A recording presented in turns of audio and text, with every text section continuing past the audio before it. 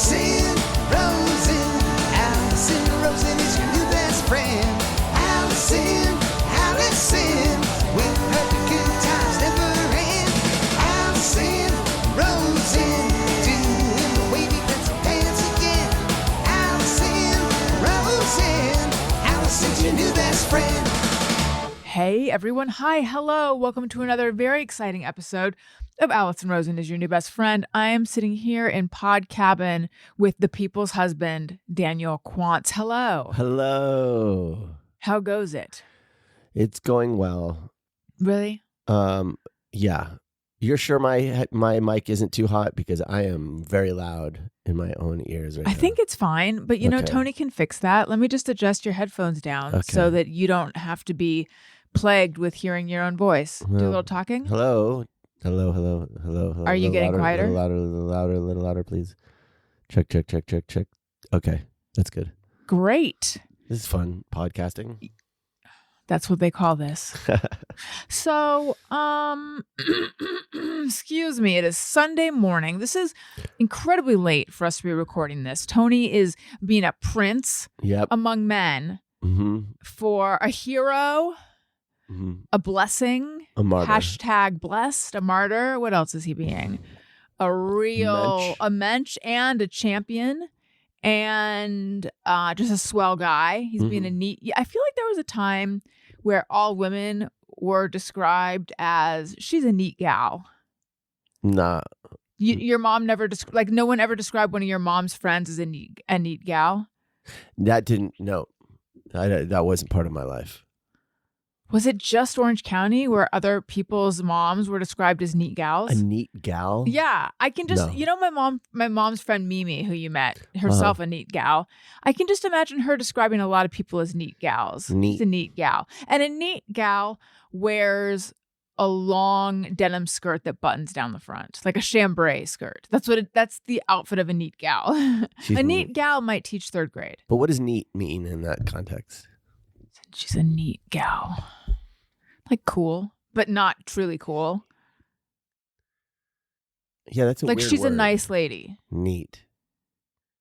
It's not sexy. Neat but is it's a interesting. weird word, isn't it? I know, but it's neat has crept in. I don't know if I still neat it up all the time, but I noticed that neat and nifty I said far too often. Like they start as jokes and then they just become crutch words. Well, stop using it, everybody, in the 70s.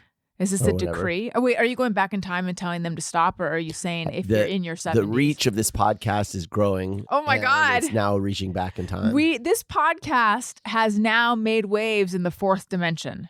That's right. So, hey, people in the 70s, stop using the word neat to describe people. Is that all we're going to do with our power? What else would we do with it?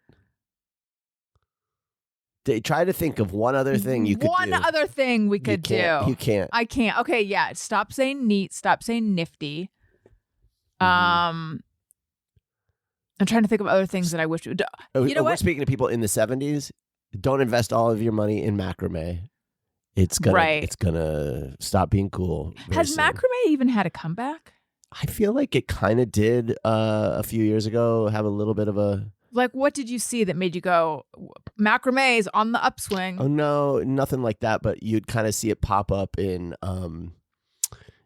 maybe bohemian style design, like kind of. Like a coffee house that's trying to be. I'm sorry, I got distracted because there's a man on the roof over there, but I can't see him anymore. He's in our blind spot. Have you seen him in other places, like in the mirror in the bathroom? He was in the corner of our room when I slept last night. Is that weird? Nope. Now I'm like, was that a man or was it a big bird? Yeah. Not big tell? bird though. Can anyone know the difference? I swear to God, there's a man in the blind spot. Is there a man in the blind spot? And I don't mean my butt.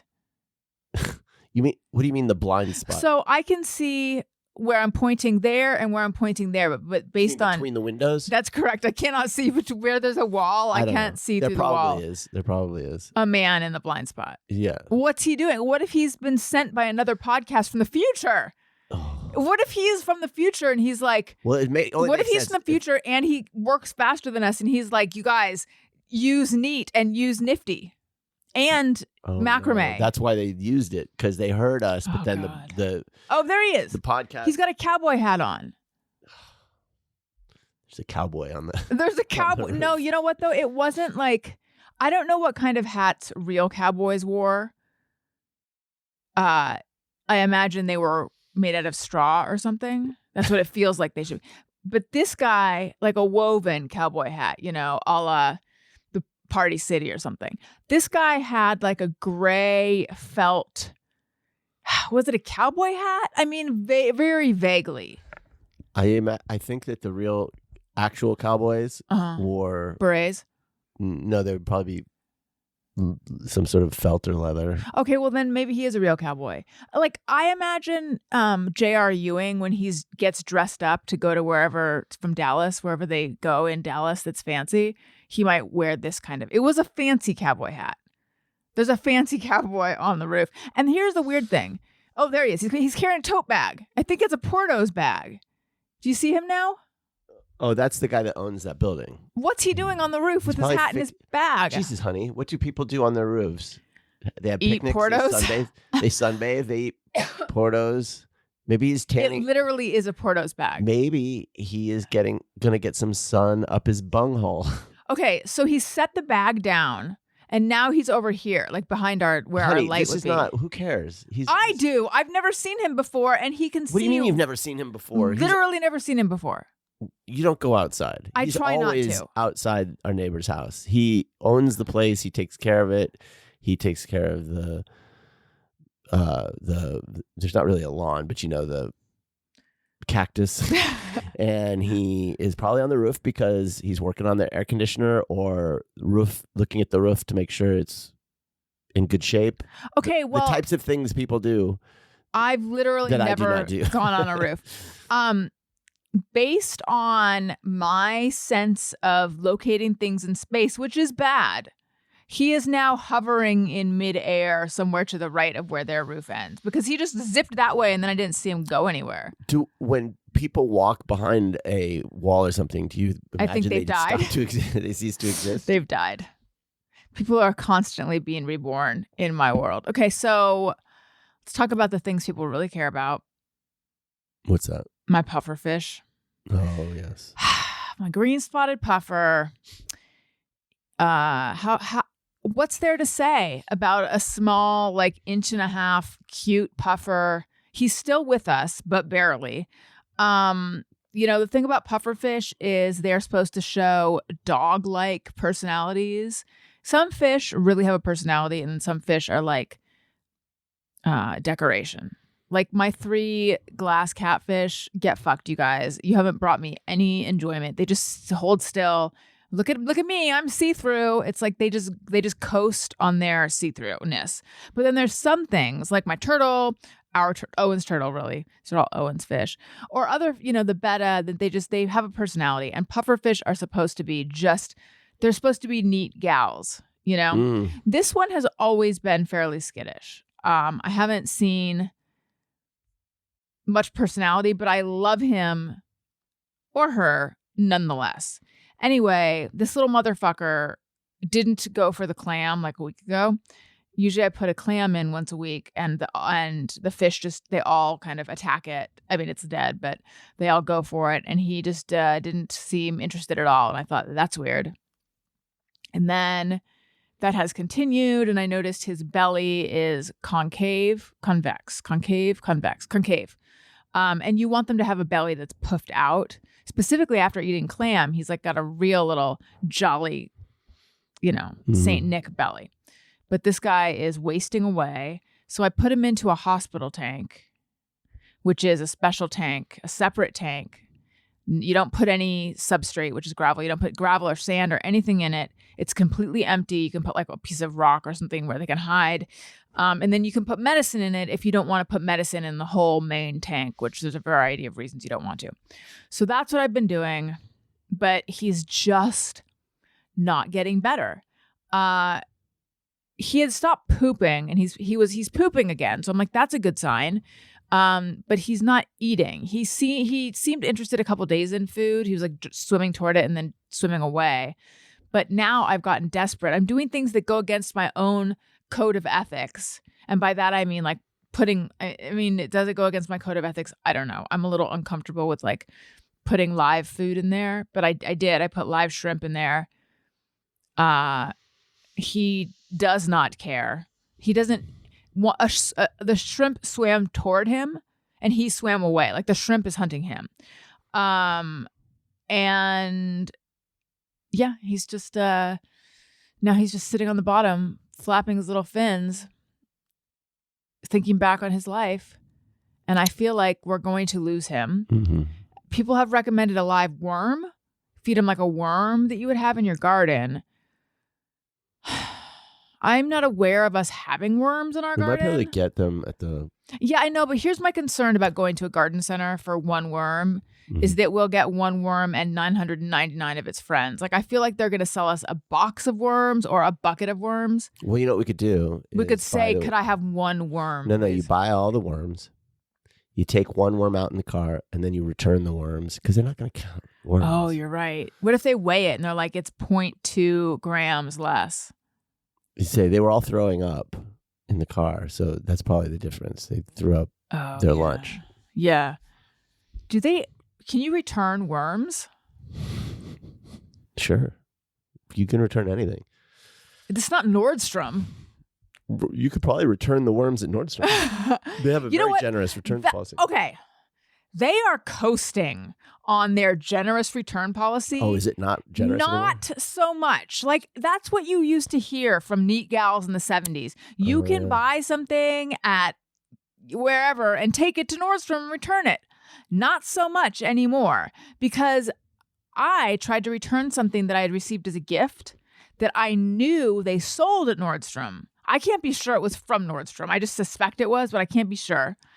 And they couldn't find it. They're like, well, I had to give them the name of the person who gave it to me, and they looked it up and they couldn't find a record of it, so they wouldn't take it back. So I don't think they're going to take our worms. I know. There's got to be a way around that. But can I say, I do appreciate not their return policy, but their return logistics, because they use something called return mates or something where they'll just come pick it up from you. I like that a lot. You just set it outside and they just scoop it up and then give you your money back. It's great. Everyone should have that. Let's automate that aspect. So anyway, it's actually interesting that Amazon doesn't have that yet. Doesn't, because you would think, since they're always at your house delivering things. Yeah, why not just pick them up too? Pick up stuff too, just the way the post office would.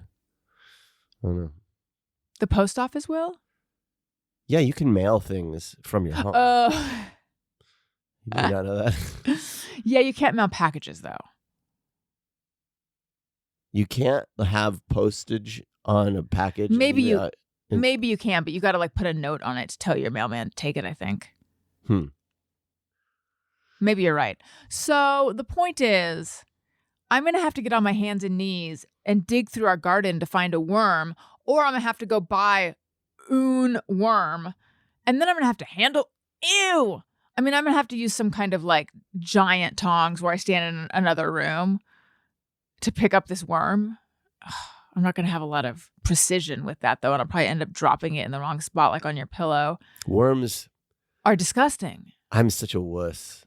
My dad would take me fishing, and we would bait with worms, and you have to pierce the like worm with the hook. You have to stick it through the worm. And I would do it, but it was always like, oh. Were you like, sorry, worm? It was just, it just gives you the just no. Ugh. Because it's squishy and gross, or because you're hurting a worm? Yeah, all of it. Yeah. It's interesting. It's interesting the overlap between like people who love fish and people who love fishing and people who love animals and people who love animals so much they'll feed them live stuff. Yeah. Like I mentioned that. Okay, so this is a plug for my most recent Patreon friend zone. I'm on Patreon. Patreon.com/Alison Rosen. And the most recent friend zone I referred to as a trauma dump because, Daniel, do you remember I told you that I cried a lot in my last therapy session? And I realized I hadn't cried in a long time. So I went into, and I told you the story about the little kid moving to Ohio when I volunteered in Wisconsin. But that brought up a lot of stuff from my own childhood. I always cry when I hear about people moving to Ohio. And too. Sad, yeah. It caused me to reflect on some things that my dad had said, just like story. It's like file under emotional abuse stories. Like a lot, like, you know, it had been a long time since childhood stuff had bubbled up and I had felt sort of in the grips of it and like I needed to talk about it in therapy and process and blah, blah, blah, blah. But a lot of, it's like, it was a bubble and then like a gush, like a lot of stuff came up. And it's confusing because he was 100% emotionally abusive.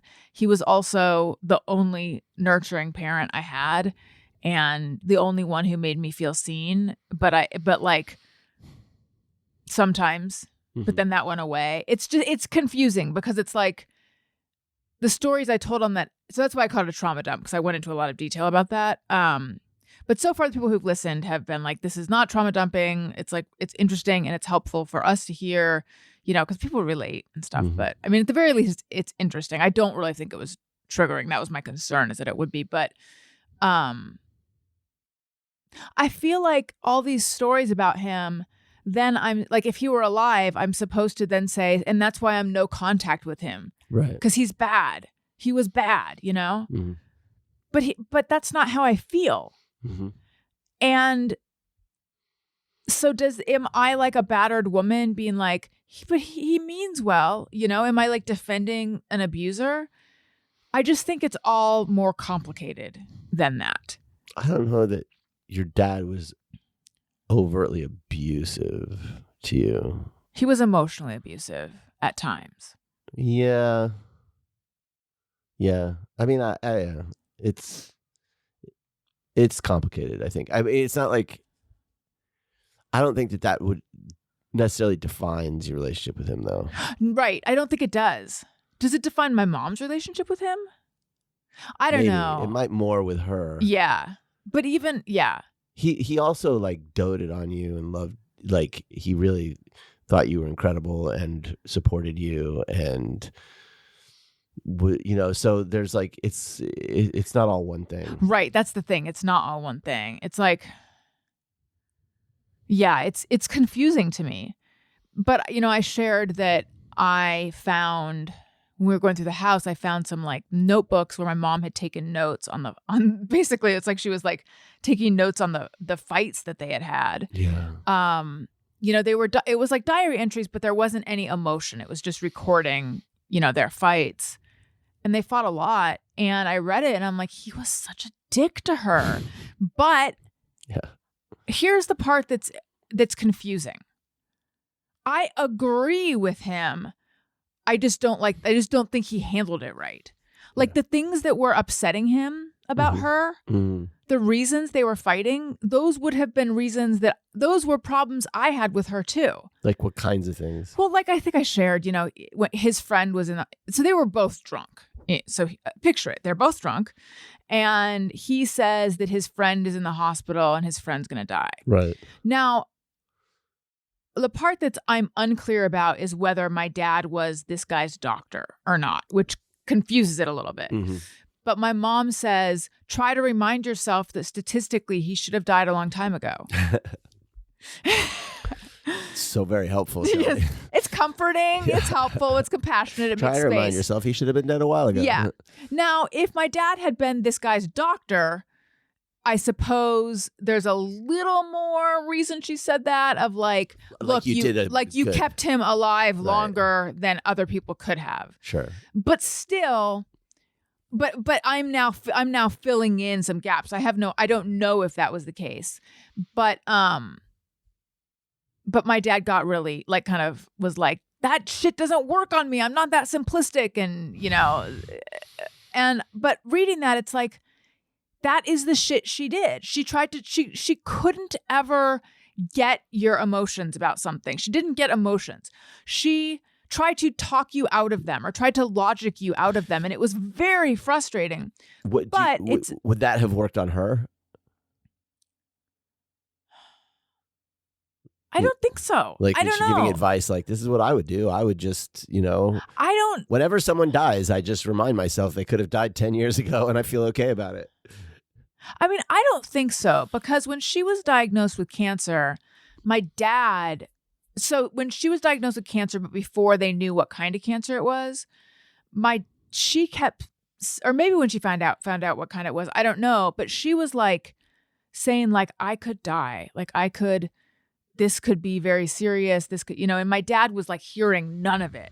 My dad, the doctor, but it's like he wasn't using the doctor part of his brain. He was using the husband part of his brain, who was very scared. And it's like, I personally cannot handle this conversation. So he kept shutting her down. Like, don't be silly. Like, that's not true. You don't know that. You don't know that yet. And it's like, it was very frustrating to watch, because I very clearly saw, that's my novel. That's my memoir. I very clearly saw, clearly saw she's coming to terms with this new identity. She has to go through all of this. Like, when you get diagnosed with cancer, regardless of what your prognosis is, you have to explore all of it. Right. And he wasn't letting her. Right. And it was like, it was hard to witness this. Both of them in a different way had in the way of each other's actually processing anything. Right. Neither of them were comfortable with emotions. Here. Right. So anyway, though, so it was very upsetting reading about these fights. But for the most part, I was like, yeah, I take my dad's side down the line. But the way he handled it down the line was so not okay. It was just two dysfunctional people. But the point of all of that was there was a point. Oh, listen to that episode. And also on that episode, I really took a long detour.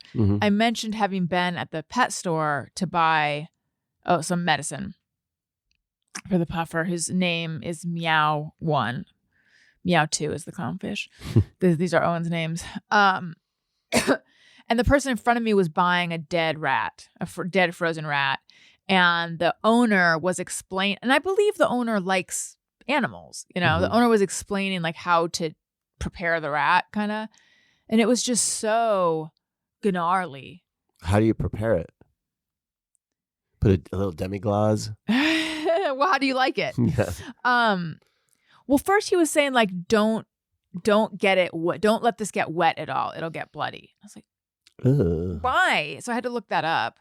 And then it's like, get a bucket, don't put it in your kitchen, and then put hot water in it, and then put the bag in there and put like a rock on it or something to hold it down in the water. And then like, just, wait until it becomes pliable. And that's for a snake. Yeah, I assume.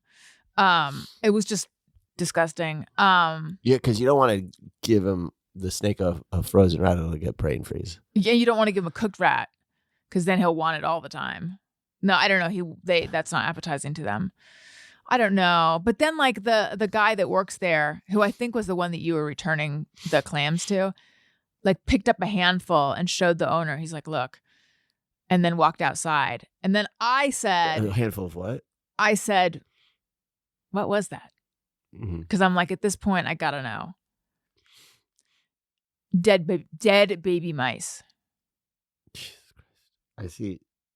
I mean, look, This is what I'm saying. It's like thinking prostitution is just about wearing a certain set of clothing and walking around, and then discovering like, no, it involves money for sex. Like, I think of being in this hobby as like, I have some fish, but there's so much more. People like that, or, people who are farmers or ranchers, or people who are hunters or whatever, they actually have a more healthy, I think, and holistic understanding of our place, of nature, the reality of it all. Someone who have always been felt repelled by nature, I just find it to be, all of it, so gross and so just like everything about nature. It's all.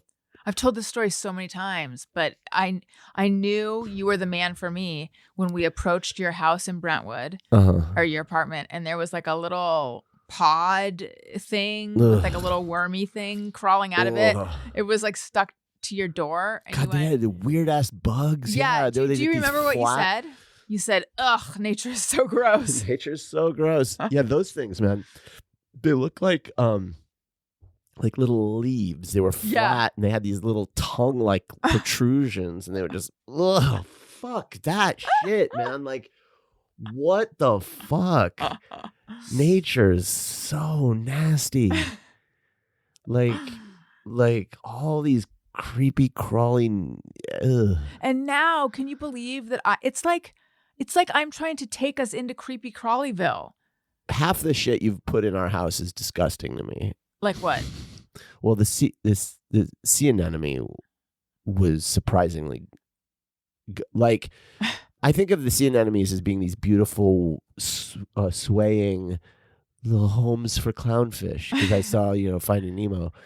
This thing was like, it was always changing shape, and it looked like a giant snot bubble, and then it looked like a bladder, and then it looked like just all these. Oh fuck! It was so gross. Every time I looked at it, the hair on my back would just like. Ugh. So even when it was healthy, it was disgusting to you. Yes. Because it died a grisly death. And then it disintegrated, and then it turned into 2 pieces. Jesus, that was the starfish. That was also the anemone. Oh, was it? And then I don't know. It's. I want to know what else has been gross. Well, it's all gross to a certain degree. Mm-hmm. Like every fish is kind of gross.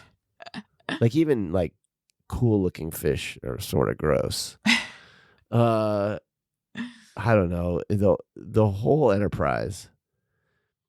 The turtle's cute because it looks like a little dog learning to swim. The puffer's cute because he has a little underbite and he's got a funny face. Yeah. But everything else is just like, I try not to look at it too much because it gives me the willies. The clownfish? The clownfish is, well, the clownfish looks like, he's cosplaying for Disney. You know what I mean? Like, yeah. It's like, he looks like Nemo, but he's also sort of a jerk. Yeah. How about when we found the pink fish stuck to the filter with no eyes? Yeah, like his eyeballs, and you could see through his skull. That was horrifying. The whole thing is a horror.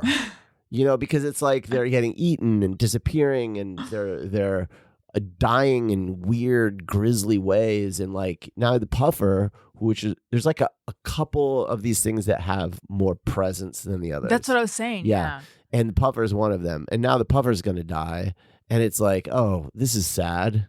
Well, I had a dark day in the hobby. I was like, I don't think I can do this anymore. I think I'm done. Yeah, it's just like, no wonder all of the fish people are so callous. It's like being a homicide detective. You just have to be like, you don't care anymore. They just look at it like your financial investment. Like it's your money. Like, yeah, I don't know. Just get another one, Like they don't have don't get attached to your fish, I guess. I wonder, remember when we rushed burp or fart there in a Tupperware and we're like, he's stuck in the log. I wonder if they were like, oh my God, like you drove a catfish over. You can't be the first person to be attached to start to this fish. And be like this. You're like a newbie. You're the kid fresh in a nom who's like, don't, rape the villagers. And then, but. And they're like, you can't handle the truth. Like, you don't know what it's like, kid, to be in the shit. And then, 2 years later, you're just like. Raping. You're just shooting civilians from a helicopter. Well, honestly, so I have these Amano shrimp. So the kind of shrimp that I'm supposed to get for the puffer are called ghost shrimp. Yeah. And I have Amano shrimp, which are very similar. I thought they were very similar. As it turns out, the ones that we bought are much smaller, but they're very similar. And I was like, I could just like feed him one of my Amanos. I have a lot. But then I'm like, no, I can't, because in my mind, those are my pets. Right. That's where it's very weird. This whole like the feeder live animal. This is all strange. Something I was gonna, but here's the good news. Since he's not eating the snails and the shrimp that I bought for him to eat, I think I'm just gonna move those into the tank and they'll become my pets. So what I was going to say about all of that, though. Something about not getting attached to your Do you think the shrimp are freshwater shrimp, but you have them in a saltwater tank? Do you think they're going the whole time? They're just going, my eyes are stinging. Probably. No, they're not. I took them out because he wasn't interested. They just go in the saltwater for him to eat them. They can't survive in there. I know. That's why I thought you left him in there for him to eat. Well, I couldn't leave them in there. If he's not interested, you got to take them out sort of quickly because it's not good for them, and he's not going to all of a sudden get interested when they're in the freshwater around. tank now? They're in, yeah. Well, this has been Alison's tank Update. Tank times. Tank talk. There's something I was going to say though. Oh, you know what? So I've posted pictures of the hospital tank, and it's got a heater which has like a black end on it, and 2 different people thought, "Is that a microphone in the water?" And they're like, if you do a fish tank podcast, that has to be your art. Because it looks like a microphone. It looks like a fish like talking into it. Oh my God, that's so good. No, there was something I was going to say, Daniel. It was about becoming like cavalier about fish, how they are at the fish store. It's your money. It's your tank. Oh my God, what was I going to say? I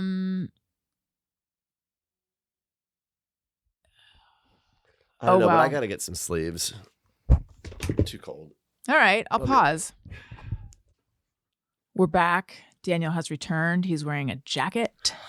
Man, Tough guy. This is the cold seat. It's true. It's like the opposite of the hot seat. It is. It's where I don't ask you any pertinent questions. So Elliot had his first sleepover last night. Yeah, that was madness. It was chaotic, but I just want to give you a shout out. Shout out for being a good dad, because you're like, I have to make this memorable. So you went out and you bought stuff for s'nores. I did. I got s'nores. S'mores and special cereal for the morning. And popcorn. Yeah. And we did movies and we watched Lilo and Stitch. And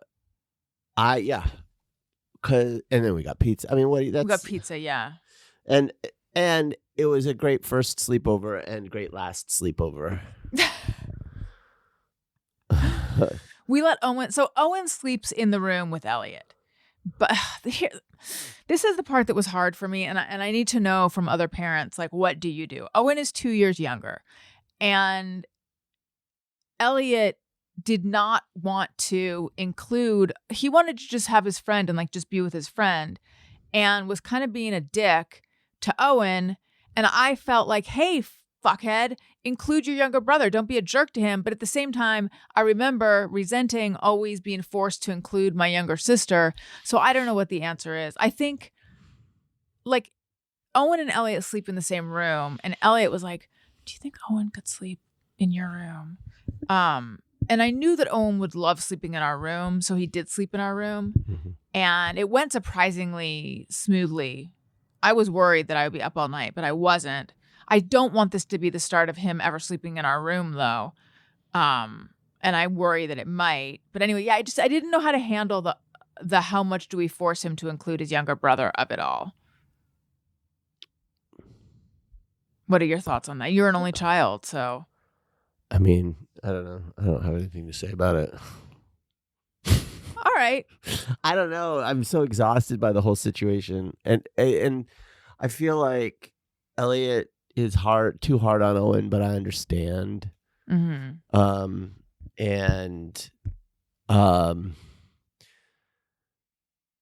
I wish that there was like, Owen doesn't quite have the close friends yet, so that you could go like, oh, why don't Owen go do a sleepover, whatever. It just doesn't work like that. So I feel like Elliot formed the close friends this year. Yeah. I mean, he had friends before, but all of a sudden it's like this sudden jump, and now he's like Mr. Social. Yeah. We also did Halloween. Halloween happened. I feel like it's been an intense few days. I am really like my whole system is shutting down because I'm just like, Do you need a live worm? Yeah. Do you need a hospital tank and a live worm? Like the whole costume situation, have talked about it, and I feel like for the last couple weeks, it's been like trying to finish that costume, and also Owen's costume. I mean, it wasn't just Elliot's, and just all of the costumes. Frankly, just getting it all, making sure everything was done by Halloween, while at the same time, work has been really intense. Yes, you've been do we say your boss's name on the show? No, but like, let's say his name was Jones. Jones. You've been getting Jonesed. Well, there's just like a very big, kind of yearly meeting in New York, and I was needing to prepare for that meeting, and so it's like, so there's like just so much, at a certain point in the costume making process, because it was like a lot of me staying up kind of late to do, because I just had like a list of things that needed to get done and only so many days to do it. And so I'd stay up late to do a few, just as much as I could. And I just thinking like, I'm fucking miserable. Like, I really am not enjoying this right now. And then there was this whole thing about, I felt really bad because I had, when I originally pitched, or I had the idea for this costume when we bought this figurine at Disneyland, Elliot got like a set of Stitch figurines that he really wanted. And one of them was Stitch surfing. And I was just looking at it. I was like, I mean, I didn't know how I would do it, but it just seemed like I just got to be a way to do that. Like, so I was like, and this is back in July. When did we go to Disneyland? Like July? Yeah, because it was before my surgery. It was like July, the first week of July or something. Or July 9th or something. So like the first week of July, and I said to Elliot, I was like, what if, and he was really into Stitch. So I was like, what if this was your costume? And I kind of explained it to him. And he was like, yeah. And so I was like, okay. And that became like this challenge. Like, okay, now I've got to see if I can do this thing. And my focus was solely on, can I do that? Can I make a good costume that is this vision for a costume? Can I make it? And that is pretty much the only thing that I was thinking about for, now I didn't work on it like intensely for all that time. I started it and then I put it aside, and then I gave myself a huge head start because I knew I wouldn't have like, because I work, I can't just sit there for 2 weeks and just only work on it. At no point, I realized this almost, I don't know how many days before Halloween, I didn't think about what it would be like for Elliot to have to wear this thing. I did because my first idea was with the surfboard, because he's Stitch on a surfboard. I was thinking I would get some styrofoam and carve it, and then, maybe put some epoxy or something on it to like coat it, make it, and then paint it. And that the idea would be like, it would be around his waist. So he would be like, there'd be like a hole in the middle of the surfboard. Right. That was the original idea. And then I'd have like this water that I didn't know how exactly. I'd get some material with wire, and I'd have water like coming over the back and water going on the front. So it looked like he was like surfing a wave. That was the original idea. But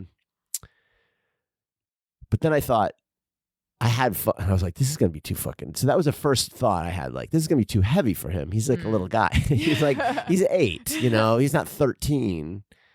I was like, shit. So I was like, how do I make it lighter? And so I got an inflatable surfboard, but then the inflatable surfboard was too small. But then I realized, oh, well, that's actually okay, because I was planning to cut it and get some vinyl glue and like glue, try to like seal it. But then I realized, oh no, you can just have it in the front. Yeah. And it kind of worked. Even though the proportions are off, it doesn't matter. So that like lightened it. But that was the first, and so then as we that was the first moment you thought about the wearability of it? Yes. And then I was like, days before, I was like, okay, I finished the head and I put it on him to try to like adjust. Now we got to adjust it to make sure that it fit. And between when I started the costume and then, he had a huge growth spurt. Like all the clothes I bought him before school, he doesn't fit almost any of them. I know now. he has grown a ton very quickly. And like they were big. Like I had to, Yeah. I had to hem some of the pants. He didn't fit that. So it's like his head now is big, and like because I had started the whole head started with like I don't know what you'd call it. It was like a piece of foam, like maybe 3/4 inch foam that I wrapped around almost like a helmet, like one of those like Centurion helmets, and and then you cut out the eyes and the mouth so that it became a thing that you could build the rest of the foam. Centurion helmet, like a Roman helmet. a motorcycle helmet.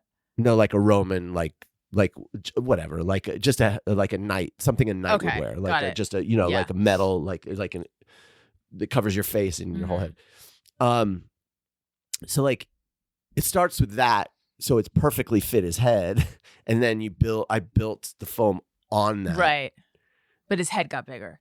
Well, his head got bigger, so it was tight on it in some places and loose in other places, and it was just like, and the whole thing was heavy. Yeah. And he was like having trouble. Like, and, he was like, and the plan is he's going to wear this to school where they have a Halloween parade. So he'd wear it to school for this Halloween parade. And I'm just thinking, how's he going to fit in his desk?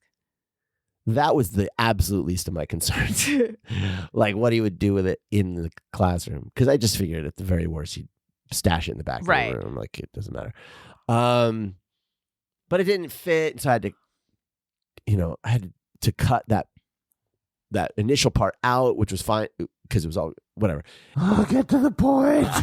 Anyway, so like I'm doing all this fitting and he's miserable because it's like, I used a lot of hot glue to glue things together, and the hot glue, while it's really effective, can get really hard, and so it's like rubbing against it. As soon as I'm sitting there, and he's just like, and this is like Monday or something, he's just not happy with it, not wanting to wear it, and then it's like, oh fuck, well, what did I do? I like had this vision that I've just like gone full bore on without.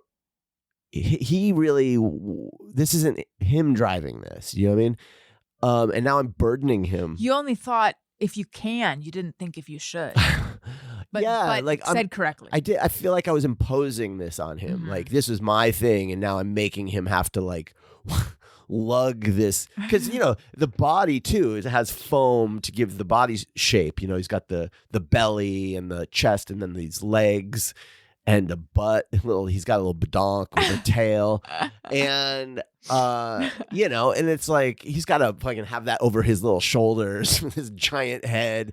And I'm just like, fuck, he's going to have like, his neck's going to be sore. It's going to be hot. He's going to be miserable. And honestly, if he didn't want to wear it, it would absolutely not hurt my feelings. No, then like 2 nights before, I was like, wait, Daniel, could you wear it? If he doesn't wear actually it, could have. Yeah, that's why I went online to buy a Lilo costume for myself. In case I was stitched. Yeah. So as it turned out, it was Elliot and me who did it, but. You were a great Lilo. Thank you. But no, I was fully prepared to be Lilo. But like, even if, honestly, like even if no one was Lilo. You mean Stitch? I mean, yeah, sorry. Even if no one was Stitch, for me, it was just. Can you do it? Can I do it? Yeah. And could like looking at it and going, yep, that's pretty good. Like I feel good about that. If he says I want to be K-pop Demon Hunters, I'd be like, cool, whatever. Like it would have been easier. Well, the problem was we couldn't come up with a backup costume because everything we thought of, he didn't. This is the same as making breakfast for him in the morning. He is so He doesn't like any of the ideas, but he also doesn't provide any of his own ideas. Sounds like someone I know. Yeah. I actually thought of writing a menu. I think I did once write a menu. Oh, for breakfast? And giving it to him the night before. Oh, that's smart. Like one of those, like, when the hotel has a thing that you goes over the door for breakfast. Yes. And you check and then you leave it outside. Right. Just writing down like all the kinds of cereal. You could leave it outside his door. Yes. And then you grab it in the morning. Along with his laundry. Yeah, because trying to figure out breakfast for him is a very thankless task. Yeah. And with the costume idea, I was so we were like, I was giving him ideas. Yeah, I know. And he's like, well, first everyone's gonna be K-pop. Well, I was like, you could be Baby Saja, because he's got the blue hair and the yellow hat. It's cool, and pink thing. It's cool look. He's like, everyone's gonna be that, and it's basic. And then I was like, well, this idea, that idea. Do and your he's face like, as a demon. no. And then it starts to get like, and he's going back and forth like, well, maybe I want to be Stitch. And it's like, it's getting late because we can't get the fucking costumes.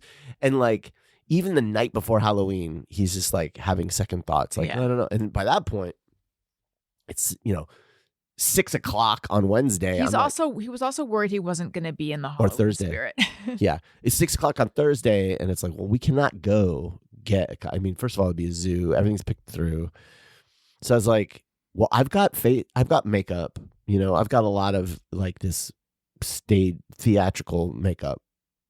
I could do it. You could be a devil, or you could be let's have this conversation on air. Was that super expensive, by the way? No. Really? Okay. Because I saw your piles of grease paint and whatnot. Well, it's not, but it's also good to have. But those aren't expensive. They look like nice kits of makeup. I mean, I guess this is something you should have, but it wasn't too bad. Okay. Like, what are we talking? Maybe $30. Oh, not too bad. Okay. Per color. No. I knew it. No, it wasn't bad at all. And so I was just like throwing ideas. He's like, so then it's like so fucking stressful because you're like, kid, you got to pick something. I know. Like, what are we doing here? And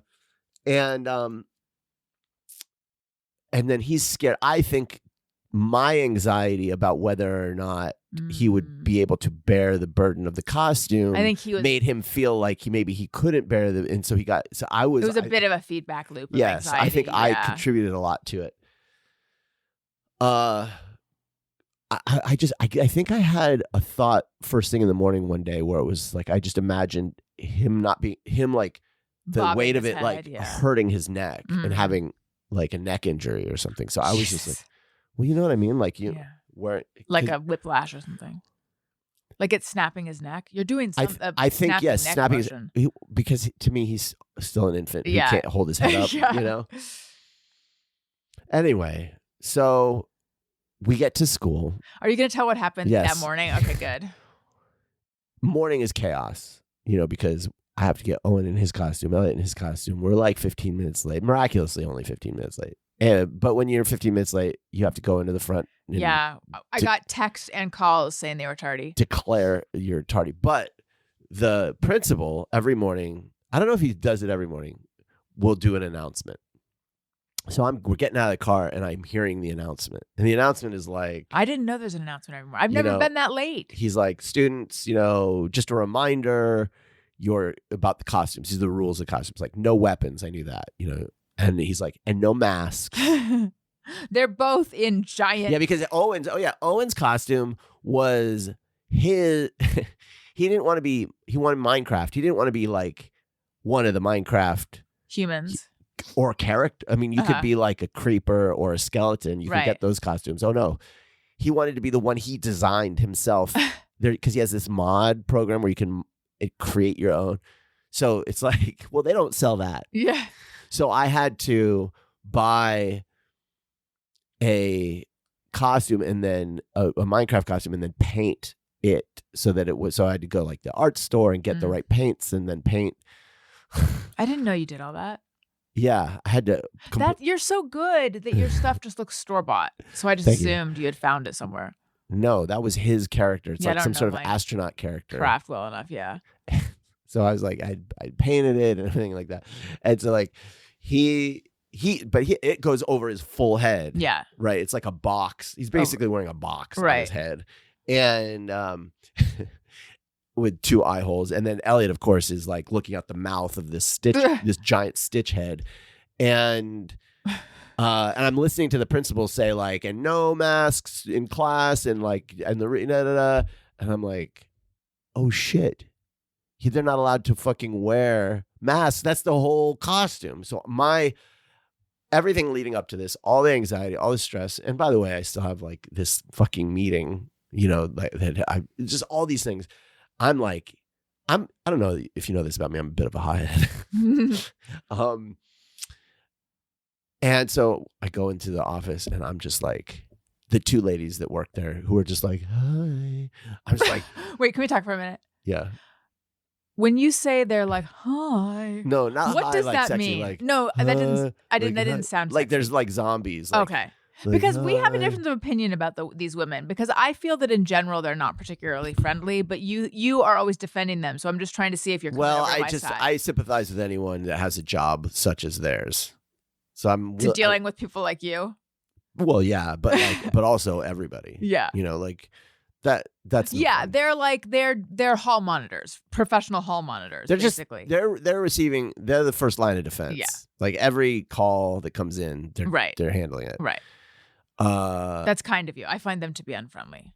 they could be more friendly, but they've been friendly to me, and I don't know.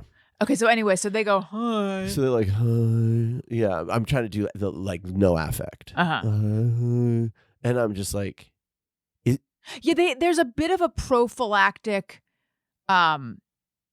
disassociation they bring to the job. which I can imagine I would have. Yeah, it's very much like, you're not going to hit me with anything, are you? What is it now? Yeah. You fucking animals. Yeah. I have to deal with every day.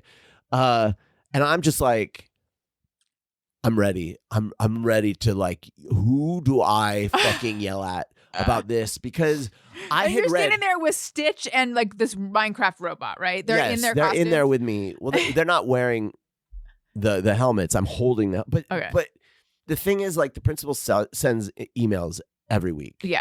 With like, here's what's coming up, da da da. Right. And I had read those emails because I wanted to see what the restrictions were for the costumes, and it was just weapons, no weapons. Okay. So I was like, we're in the clear, we're good. So you come in. So I you're come in, and I've ready got to the throw helmets, down. and I'm just like, so I'm like, I just heard, principal say that they're not allowed to wear a mask, and I'm like, I have been working on this thing. Did you literally say since that? freaking August? Did you say that? Yes. I was like, it would have been nice if someone could have told me. And she's like, I don't know. You'll have to talk to. And I'm like, Are you trying to control yourself? I am, but I'm not. Do you know what I mean? Yeah. Like I am trying unsuccessfully. Oh well, successfully. Okay. Just not in that. Like I would have been mortified, but Elliot and Owen are okay. They're cool. I'm clearly upset. Mm-hmm. I'm not yelling, Got it. but I'm just like, my eyes are like probably bulging out of my head. Like I'm just like, who do I talk to? Like I'm doing that thing that's probably super annoying where it's like, oh, it would have been nice You're if being someone, passive-aggressive. yeah, if someone had said something before I started to fucking work on this. Principal comes out because he's got to do something. He's not coming out because I'm there, and I'm like, hey, is it true? And he's like, oh no, they can wear it for the parade. They just can't wear it in class. And I'm like, oh, that's fine, Okay. because he hadn't said that. Right. He, by the way, unflappable. This principal, I have seen him deal. I have seen him deal. I can't say what the specific, or can I? Well, whatever. I feel like maybe you have already. Well, I may have. I mean, the craziest parents who will come at him, and some of these parents who are coming after him about the Santa Claus thing, which was insane. They fucking FOIA'd his emails. Oh my God, I forgot about that. And got all of his Freedom of emails Information and then Act. put them on the fucking internet. Like crazy shit. And throughout it all, he is calm, like political.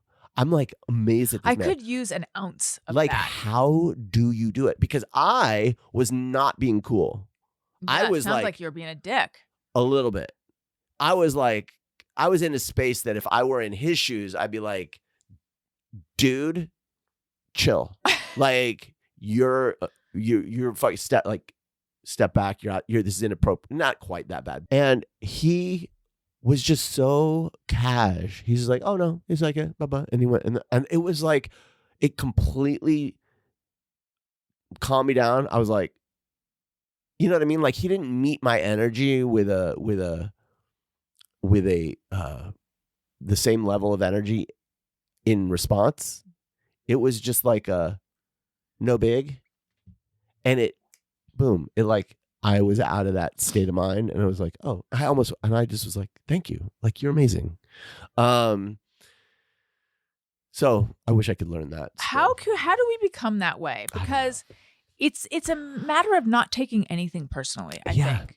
You don't take on other people's shit. Yeah. You're able to have space for other people's emotions without it becoming like something you're handling. So you just go, okay. And then not reacting to it defensively ever. Mhm. Like not being, because one of the things that I saw him do at this other thing was they were demanding he apologize. And it was like, I was mad for him.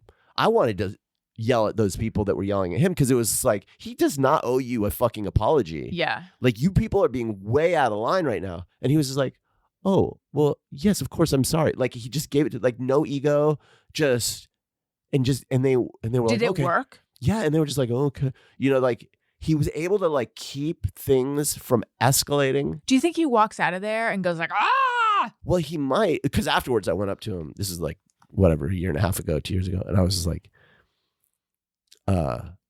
so this is all over Santa Claus. Like, how do you do it? And he was, but even to me, who was trying to like, he wasn't conspiratorial. No, he was just like, yeah, like he just was not taking sides. He is what those two ladies are trying to be, but they come off zombified. Yeah. He has perfected it because you feel like he's paying attention to you and he's listening to you. Yeah. But inside, he's probably like in Hawaii or something. In my mind, I'm like, who are you? You have to have an outlet. Are you going home and just being like, these fucking people? That's what I was saying. Yeah, yeah. Is he like, rah? Does he go to one of those rec rooms? He has to. There's no way Does he drink? Just, like, I don't think so. Just cool as a cucumber like all the fucking time. I think that Wendy's sister knew him in Redlands or something. Yeah. Somehow there's a connection. We got to get the scoop on him. Anyway, so then Elliot, hope this story isn't too long, but whatever. Are you kidding? This story is very long, but it's fascinating. Too long. Okay. Was what I said. I know it's long.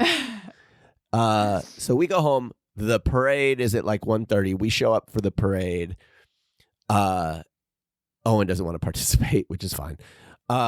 Elliot he's in a very good mood. Yeah, you were worried. You were worried that he was going to see us and he was going to be like in tears. Yeah, because I'm going into this parade situation thinking like, okay, he will have now discovered the thing that I was afraid of, which is that it's hot and hard to manage. Burdened him with my dreams. You know, like I have imposed this thing on him and he is dragging this fucking costume around and it is, and instead he's in pretty good spirits. So it's like, okay, good. And then he puts it all on. He walks around. And when he gets back, I might have video of that. He is floating because he's just like, everybody was giving him high fives and going like, oh, it's Stitch. Like he was like super popular. His costume was super popular with the whole school because the whole school is there. Everyone is like around and you're walking through the whole school. So that was a really good, and then of course everybody was like loving the costume and complimenting me or whatever and him. So that more than anything, I just felt like, okay, good. He was getting positive feedback. And the very best thing was that while it was uncomfortable and the helmet was really hot, he was like, it was worth it. Yeah. To be uncomfortable because this is showbiz, baby. This is like, Jim Carrey 6 hours in the makeup chair for The Grinch. This is like, it's worth it to be uncomfortable because the roar of the crowd. Yeah. He got a taste. He got a taste. Yeah. And then trick-or-treating, he actually wore it a lot more than I was expecting him to. So he literally trick-or-treated until his legs gave out. He was going to throw up when he got home. Yeah, he literally like could not walk anymore. I had to carry him home. Okay, let's see. Now, question. Will they hear it better if I put the microphone near the mouth or near the ear of it? Because I think there's a speaker on both sides. I don't know. Okay. All right.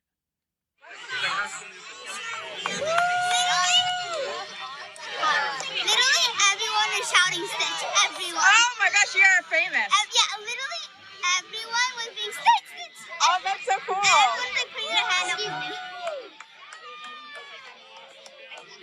Oh my god.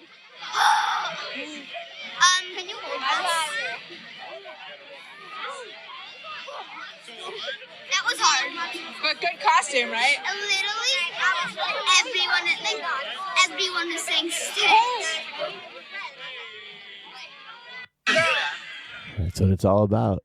For you. I think just the relief of it not being a horrible nightmare for him was that was the best. I have realized I have a thing with Halloween, which is somehow I'm always way too tired by the time trick-or-treating rolls around. I am always like, oh, I just want to nap. I just want to nap. Please don't make me go. I'm like, what I am never is ready on time with my makeup on and excited. I am always like, I just need 5 minutes of sleep. And then I'm like, fuck. I get up at the fucking latest, the how close can I cut it? And then like, I'm always begrudging. What's wrong with What me? are the things in life where you're not a wet blanket? Ooh. Like Christmas? No. You're a little bit. I'm pretty much a wet blanket. Yeah, that's true. With gift giving, you are. Thank you. Right. What am I like? Your own naps. You're not a wet blanket when it comes to your own Oh my God. napping. I am like so excited to get into bed and grab my heat pad Right. and have my phone or something. I bring my Kindle with me now because I like that. Remember when you felt I found you'd fallen asleep reading the Honey Baked Ham catalog? Yeah, I was pretty ecstatic about Honey Baked Ham for a while. Well, the Honey Baked Ham story to me is that I was driving and in my tote bag, I had the Honey Baked Ham catalog. And I was worried that like, if I died in an accident, they wouldn't know anything about me except that I liked Honey Baked Ham. But you, I guess, you found me asleep with the catalog. I just imagine you just a little light reading, a little perusing the catalog. So here's the thing with Honey Baked Ham. It excites me because it's because it's food. No, I'm not that nibbly anymore. I know. No, it's not that. It's that it's very seasonal. It is. Listen, I like it too. I just think it's a funny thing to have in bed with you. It's a funny thing for anyone to have in bed. So I get excited when I get the catalog. But let me finish. I can't listen to you. We have done it a number of times. I'm disappointed by their food, except for their ham, which we haven't gotten in a long time. Their actual Honey Baked Ham with their mustard is pretty good. But the other stuff is disappointing. I'm sorry. Yeah, I know. I agree with you. Yeah. I agree.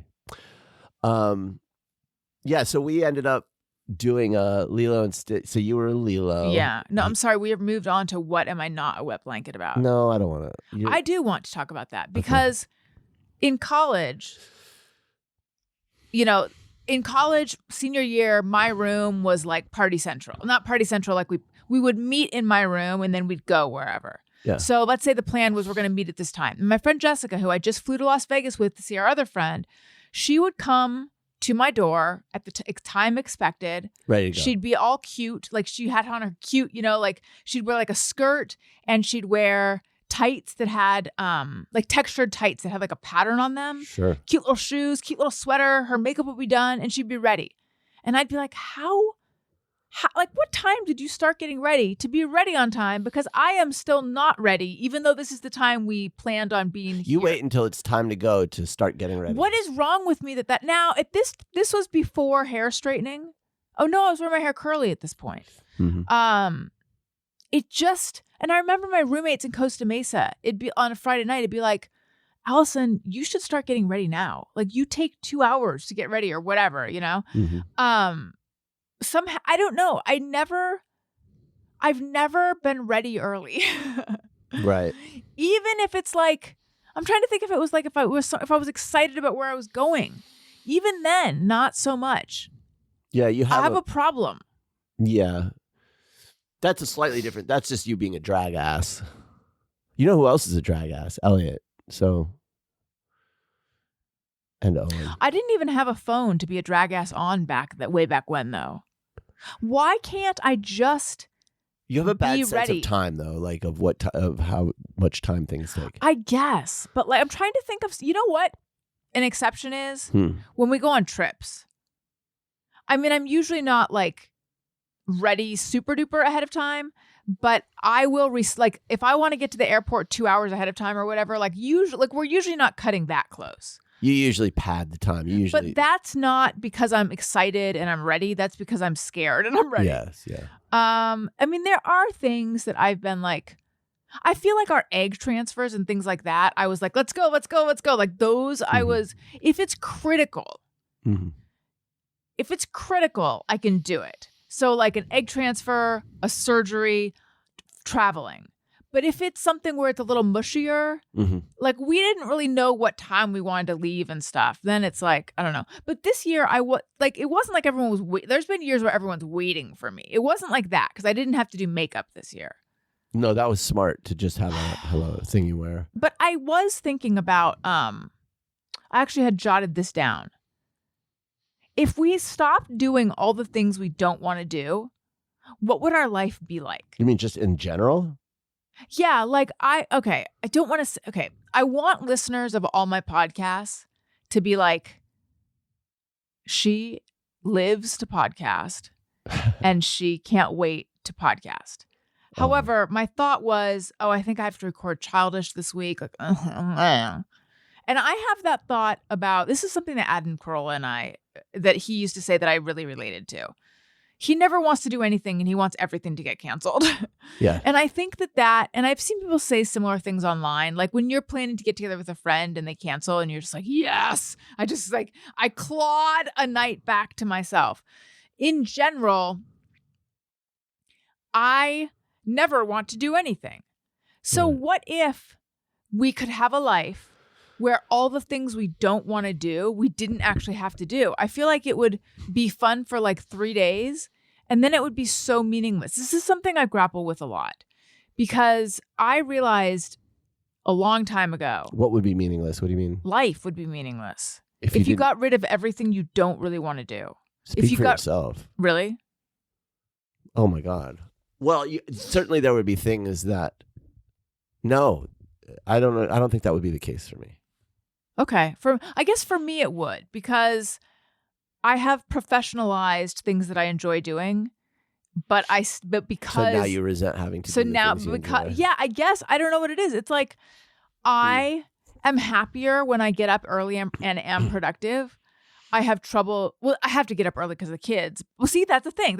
If I didn't have to do anything I don't want to do, I wouldn't be getting up early. I wouldn't be getting them ready for school. You'd be getting more sleep though, so you'd be better rested, which would probably translate into more motivation. I guess. I realized a long time ago the two things that I really like are challenge and competition. That's what I got in school. Not high school, but that's what I got in college. Like if I am being challenged and if I feel like a healthy competition, but it's hard to choose those things you really have to have a lot of discipline to choose those things for yourself. Like people who like commit to running at 5 a.m. or something. That's interesting. Competition, challenge. I don't think I have much of that in my life anymore. My new thing, I'm like, if I were going to write a book, if I were going to write like a self-help book that is one of those really top-selling things that makes me into a household name, it would be. Yeah, you should get one of those. It would be about the value of friction. Literally, I just say friction, I think. That's what I'm saying. I'm talking about if we could strip friction out of our lives. But that's different. Taking away the things that you don't want to do doesn't mean you have to take away friction in your life. You just have to have the discipline to choose to do things that have friction. So but everything that I'd want, but most of the things I'm talking about, I'm trying to strip friction out of my life. Yeah, I see what you're saying. I see what you're saying. I guess for me, I can only really speak for myself. When I think about the things that I would take out of my life, it would be all of the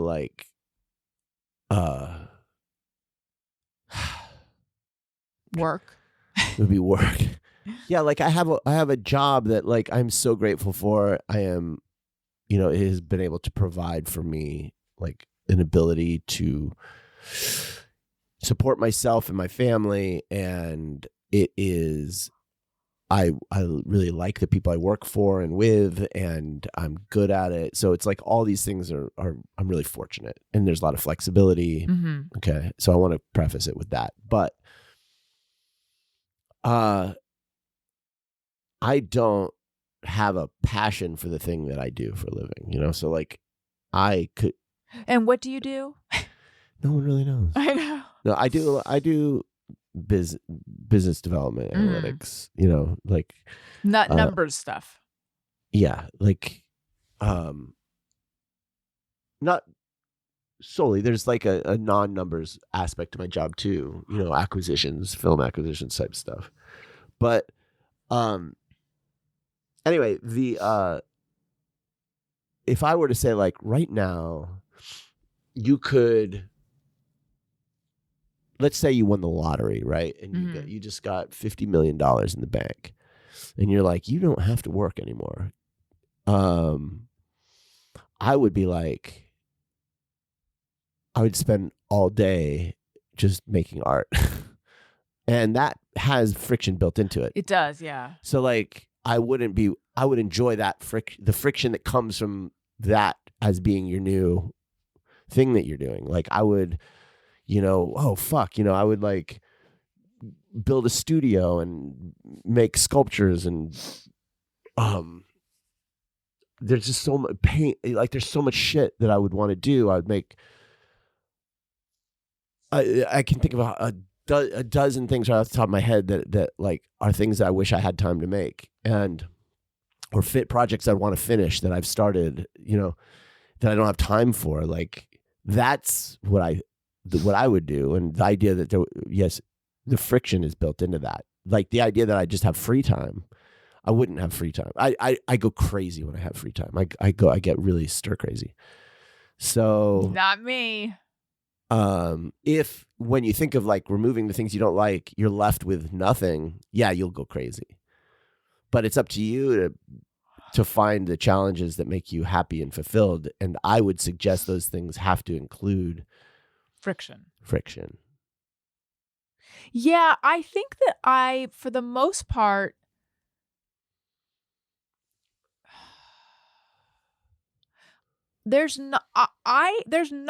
I'm so fortunate. There's not a ton of those things in my life anymore. Like obligations. There's still obligations. And that's what I'm trying to like. Well, you don't that's have what like I don't like that. You don't have like do. a boss, right? I don't have. You have someone your answer that you have to do what they say when they ask you to do it. Right. When things got difficult for me at Time Out New York, I remember feeling like, oh my God, I feel like a little kid again, being forced to do things I don't want to do. Like I have to answer to this dickhead. My job title and description seems to have flown out the window, and basically now I'm just hired to like do whatever this dick face wants me to do. I don't know what each day is going to look like, and I have to just do it. Now, part of that is being an employee, which I don't think I was good at. But part of that is like, but I was hired to do one specific, like my job is changing. This is like a lot, you know, it was a time of transition. And cause the old editor-in-chief, like the old guard, they were ICE was rounding up the old guard, and now there were new people installed. If I had not literally ICE though. No, it wasn't ICE. I was trying to make a joke that I couldn't get to. Sure. You know, and this happens at companies when they go, we have a new direction in mind, and we are also going to save money. So if you've been here a long time and you're making a lot of money, hit the bricks. This is our new direction. If I was a political animal, or even a little more street smart, I would have gone, this is a key time to watch myself, kiss the right asses, and do a really good job, because my job is not safe either. Yeah. But instead, I don't know what I was doing. I was like, you got angry. Yeah, because during the transition, I had been doing the job of the features editor. And I thought I did a good job. Mm-hmm. And I wasn't getting paid any extra to do that or anything. So I thought I was like a shoo-in for that job. And That's hard, though. That's hard. Which is hard. When you feel like you've been passed over, like, or you. Yeah. And so all of a sudden there's this 12-year-old dweeb, Mhm. and they're like, instead of promoting me, which they didn't owe me though, maybe I wasn't doing a great job. I just thought I was. Mhm. And also, this is also an eldest daughter thing, I think. And it's an ambitious thing. And it's a like, I was such a, and this is like actually something that an employee should probably not, like, I feel like this quality in me is something that it's a gift and it's a feature and it's a bug. Mhm. I would come into a job and I was just always like, whatever the next rung up was, I was like, I can do that. I can do that job. I can do that. It's why I would always rise as an editor, even though I'm a writer. I was always hired as a writer. Mhm. And then like if you're at a magazine and you're ambitious, the way you rise is as an editor, not as a writer. There's nowhere else to go as a writer. Like staff writer is kind of the highest. I was not actually technically a staff writer. And they were always like, we can just make you a staff writer. And I'm like, that's really low on the masthead. No, I'm going to be like an editor. You know, I don't know. It's like, I was always like, I can be the one in charge, but I didn't want to do that. It's so weird. So anyway, yeah. So I was just like, extra work, I'll do the extra work. I'll get the extra credit because I can be features editor. And so then when they brought in this, 11-year-old 4'11" guy, We love our short kings, though. It wasn't his height that bothered me. It was his face. No, it was the fact that he was younger than I was, didn't have a lot of experience, and was a micromanaging control freak. So That's not fun. Suddenly that guy was my boss. And instead of going like, this is a temporary infection, I just have to burn it off, I just shut down. And made them want to fire you. I mean, I quit, but had I not quit, I don't know how much longer I would have stayed there. And also, you can look this up. If you are receiving benefits, there's a very specific time of the month you should quit, which was, because like you've paid for your health insurance. So it has to do with like when you pay for your health insurance and stuff. Mm-hmm.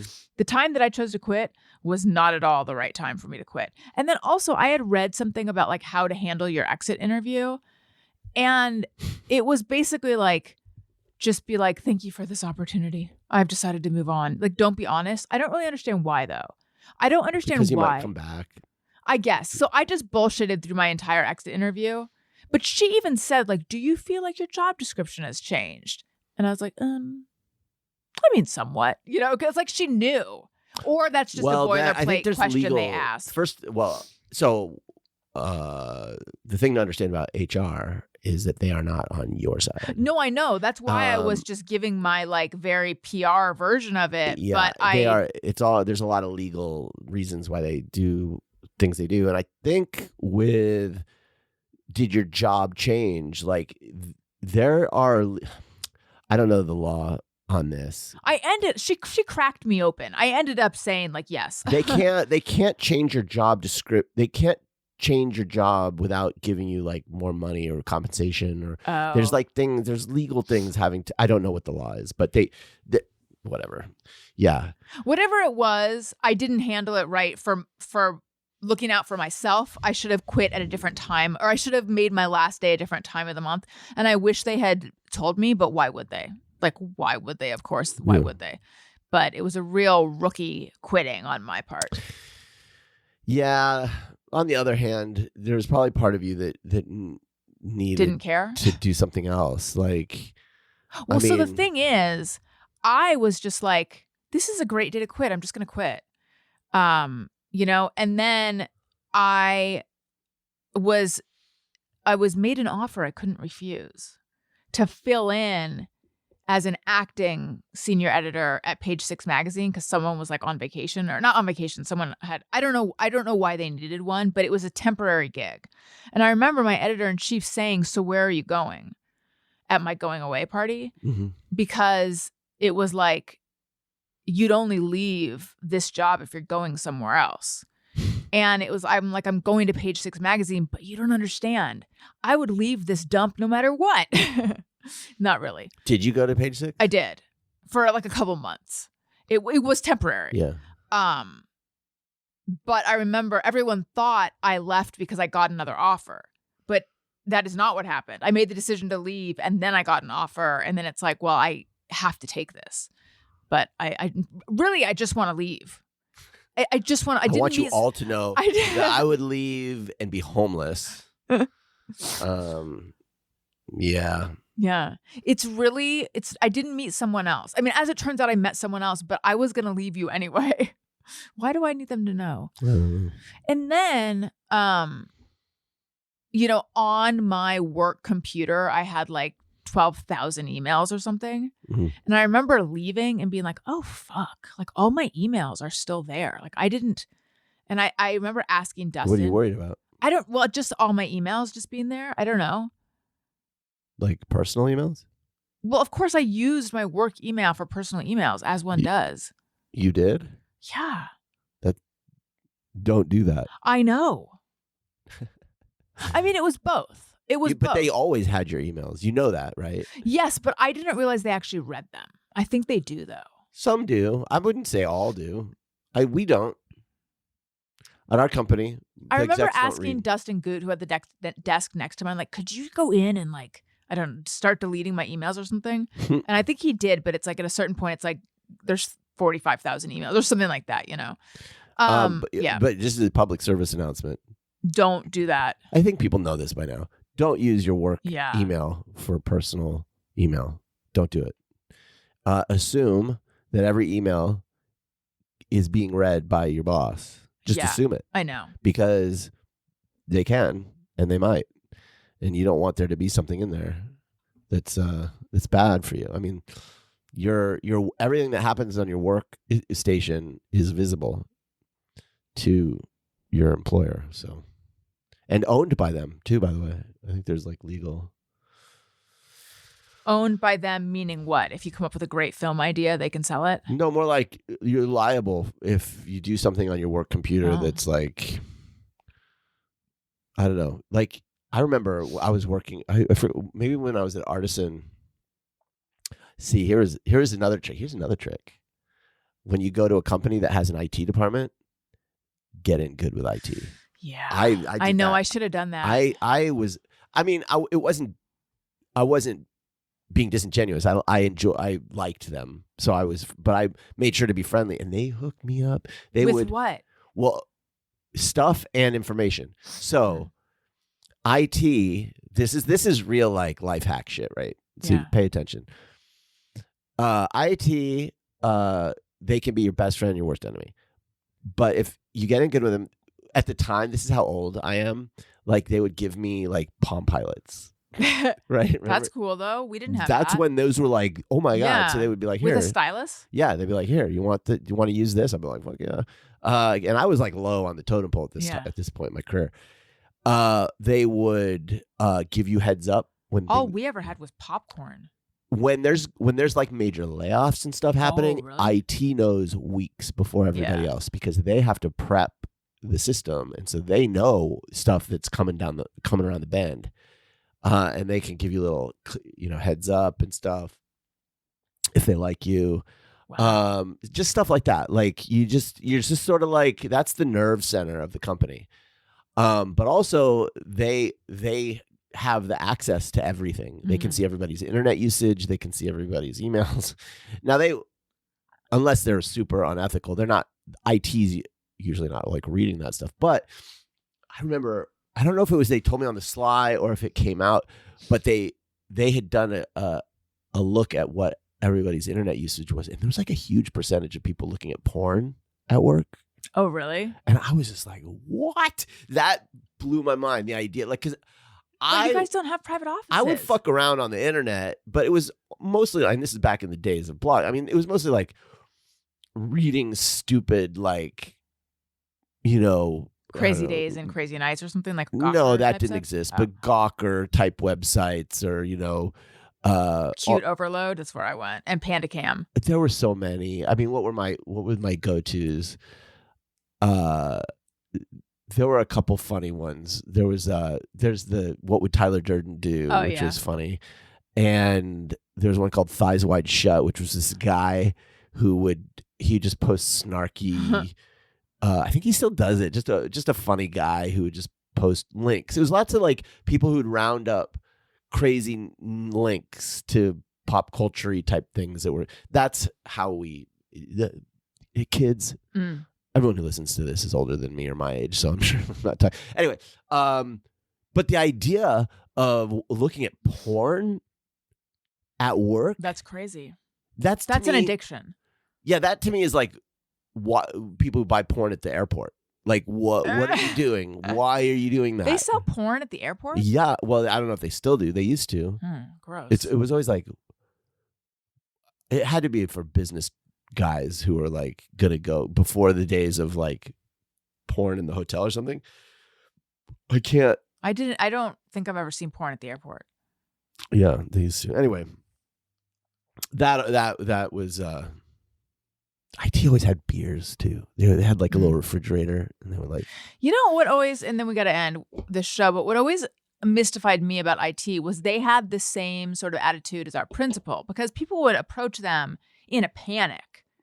I feel like everyone who came to IT, it was always in a panic. Wait a minute, am I thinking of the IT, or am I thinking of the people who operated the website on the magazine?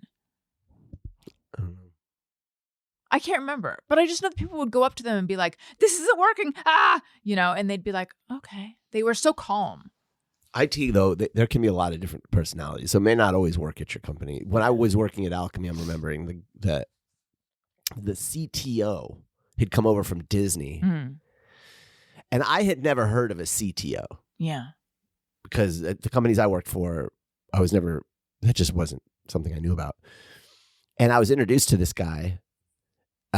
And I was introduced to him as the guy that was running all of the IT. And so I go, okay, so you're head of IT.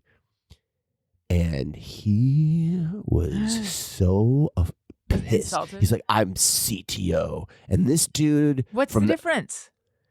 Is he just? I'll tell you in a second. Okay. But this guy from that point, and that was the beginning point. So for the next year, this guy he would smile, but he secretly. And this motherfucker backstabbed me. Like, so that's the opposite. Did? Oh yeah. Like he was, when there were Knives came out like 5 months into my stint there, because shit was like all fucked up because like didn't the company go bankrupt? The CFO had been hiding like $20 million and then he left and they found out, and then the fucking like the CEO got fired. He got marched out of the building by security one day. The CEO and the board brought in a whole new group, and I was like VP of operations, and they were like,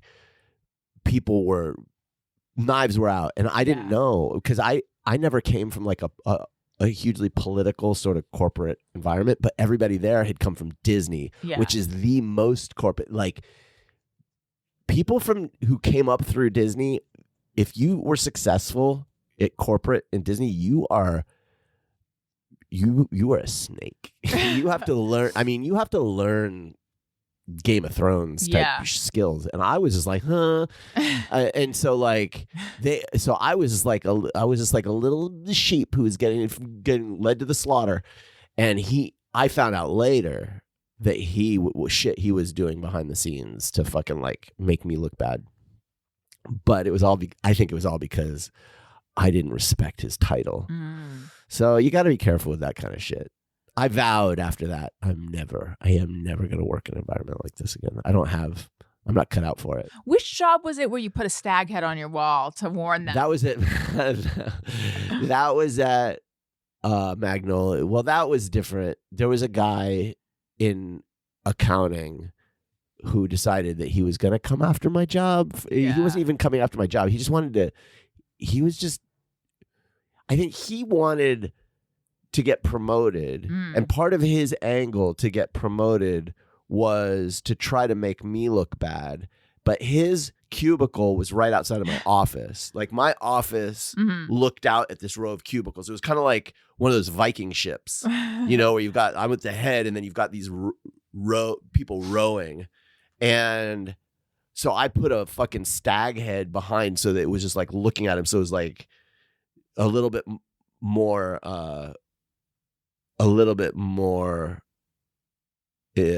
not necessarily intimidating, but just, it put me in the mindset of, okay, Game on. well, let's lock horns. Yeah. Like, it's fucking go. Ooh, let's put that in the studio. Where is it? I got rid of it, I think. I'll look for it. But whenever, except for at Alchemy, that's the only time I've lost. So I have, but every other time I've won those battles. You're actually, you're good at that bullshit. But I was so outflanked at Alchemy. Like, I had people, oh my God. I need to hear this story, but we got to go. You lived it. But I don't remember it. Yeah. There was so much going on you weren't aware of when I was working there. It was so ugly. I mean, I know you weren't happy, and I know you had to wear a suit, and I know you were working long hours, but that's all I really remember. But when you're out, I will say this, and then I'll be done. When I realized, there was a certain point at which I realized I had been completely knifed in the back, completely outflanked, and I was probably going to get fired within the week. If not just a couple weeks, like very soon. And I pivoted, and instead of doing the thing you did where you just play dead. Well, no, where you get angry and resentful, I completely flipped around, and I went to them and I was like, I will be your bitch. Essentially, you know, like I am a team player. I will put up with whatever, because my attitude at that point was, I'm going to squeeze as much money out of you as I can, which means I'm going to make you want to hang on to me So then how much longer did they keep you? Like another 5 months. Oh, wow. 5 or 6 months, which was a lot of money. Yeah. That basically I squeezed out of them, is how I looked at it, by playing along. Because they were going to fire me 5 or 6 months earlier. But because I played along, I got more money from them. And so sometimes you got to play ball, is what I'm saying. Yeah. And this has been Oh my God. Corporate Do people care? Yes. Success with Daniel Quantz. I'd like to thank everyone for listening. I'd like to remind you I'm on Patreon and Substack. Thank you for listening. I love you. You matter. Goodbye. Bye. Hey, do you know about the Alison Rosen show?